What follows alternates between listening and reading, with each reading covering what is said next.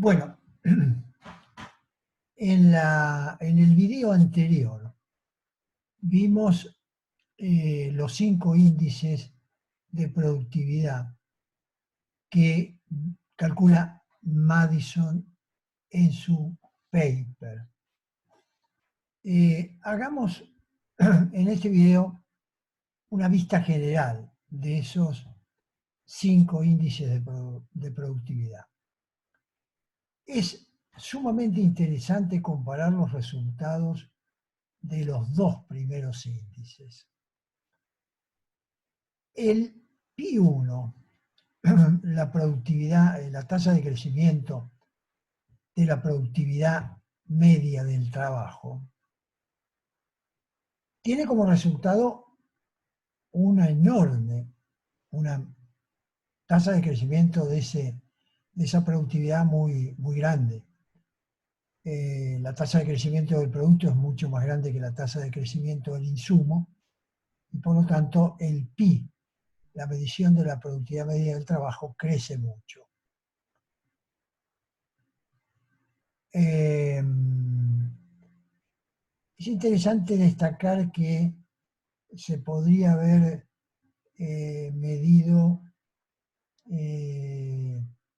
el crecimiento del producto per cápita, pero como se trata de descomponer un crecimiento productivo en sus explicaciones, es mucho más poner del lado derecho como detracción del crecimiento, el crecimiento del insumo trabajo, y no el crecimiento de la población, porque las relaciones entre población e insumo trabajo se modifican en el curso del desenvolvimiento de una economía, y por lo tanto, acá lo que se trata es de medir el cambio tecnológico, el cambio técnico residualmente, y es mucho mejor usar como productividad no de una unidad de población, sino productividad de una unidad de trabajo. Así que acá se usa este índice de la productividad media del trabajo. Ahora, lo interesante es que el segundo índice, que es la productividad media del capital, el resultado prácticamente para todo el periodo o para algunos subperiodos particulares o para distintos países, se mueve alrededor de cero. ¿Qué significa esto? Que en el crecimiento económico moderno, el insumo capital ha crecido a la misma tasa que el producto, y por lo tanto las relaciones capital-producto se han mantenido constantes, la productividad media del capital se ha mantenido constante. Esto es sumamente interesante de tener algunos elementos explicativos de esta regularidad del crecimiento económico moderno. La productividad del trabajo creciendo a tasas muy altas, como productividad media, y la productividad del capital no creciendo prácticamente nada. Entonces una primera pregunta es, que uno se hace es ¿qué pasa? ¿Es que no ha habido incrementos en la productividad del capital? ¿Acaso los tractores que hoy se utilizan en un país altamente desarrollado, donde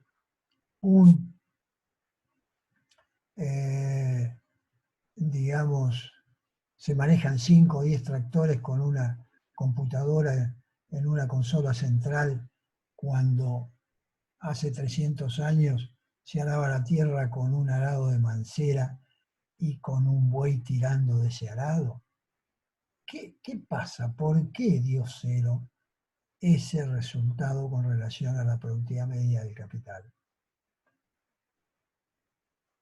Ya esa regularidad ya fue detectada por Kaldor, cuando en 1961 determina los 6 hechos estilizados del crecimiento económico moderno. Los primeros 4 de esos hechos estilizados detectados por Kaldor fue, 1, el sostenido crecimiento de la productividad del trabajo, lo que vimos con el primer índice de Madison.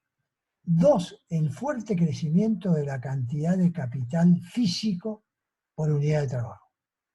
Acá sí que estamos ante un hecho crucial en el crecimiento económico moderno.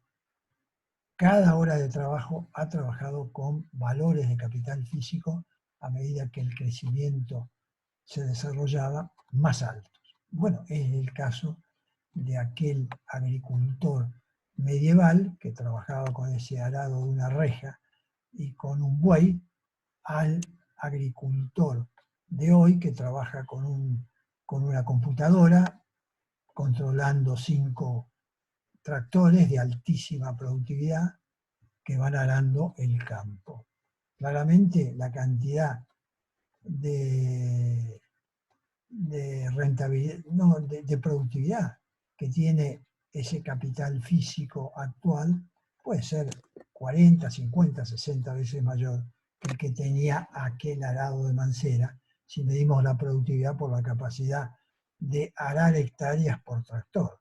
¿No es así? El tercer hecho estilizado que detectó Kaldor es el rendimiento real del capital casi constante. O sea, así como el rendimiento real de las unidades de trabajo, horas, fue aumentando sin cesar y permanentemente en el curso del crecimiento económico moderno, el rendimiento real por unidad de capital se mantuvo más o menos constante. Y el cuarto hecho estilizado que detectó en el 61 es precisamente esta relación constante entre capital y producto, que es el resultado que detectó Madison en sus estudios de los índices de productividad de distintos factores. ¿Por qué? ¿Por qué aumentó la relación capital-trabajo? O sea, comencemos con el hecho estilizado más prototípico, que es que aumentó la relación capital-trabajo en el crecimiento económico moderno. Acá coinciden plenamente, no hay grieta ideológica de ningún tipo, las explicaciones neoclásicas y marxistas. Mejor dicho, coinciden en aceptar de que esa relación y ese enorme aumento en la relación que a él fue típico del capitalismo. Tanto del capitalismo que analizó Marx como del capitalismo que ha analizado la explicación neoclásica. Sí, las explicaciones fueron totalmente distintas. De hecho, la explicación neoclásica fue una cuestión de reacción ante el cambio en los precios relativos entre capital y trabajo. Como ya hemos dicho, gran parte del crecimiento lo va absorbiendo el salario real y por lo tanto el salario real va permanentemente en aumento, mientras que desde el punto de vista de la remuneración real del capital, esta se mantiene más o menos constante. Entonces, ese cambio en los precios relativos entre capital y trabajo lleva a los empresarios y al sector productivo de cualquier economía a seleccionar tecnologías más intensivas en capital. ¿Por qué? Porque bajó el precio relativo del capital con relación al trabajo. Entonces, la explicación neoclásica es que hay una cuestión de precios relativos en explicar el permanente aumento de la intensidad de capital que utilizaron las tecnologías del crecimiento económico moderno. En cambio, la explicación marxista es una explicación distinta. Ahí lo que Marx dice es que dada la distribución antagónica entre los trabajadores y la burguesía o el capital, y estando determinada esa distribución antagónica por la existencia de un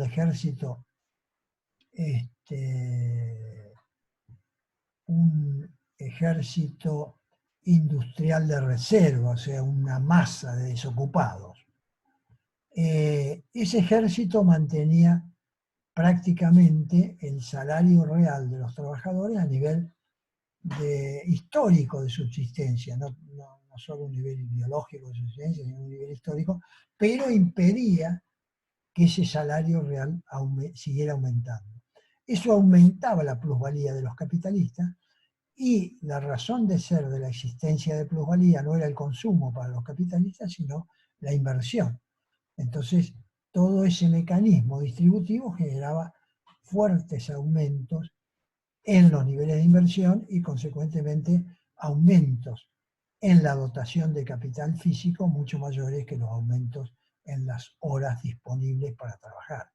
Eso es lo que, según la versión marxista, explica el aumento permanente de la relación capital-trabajo en el crecimiento en el capitalismo moderno.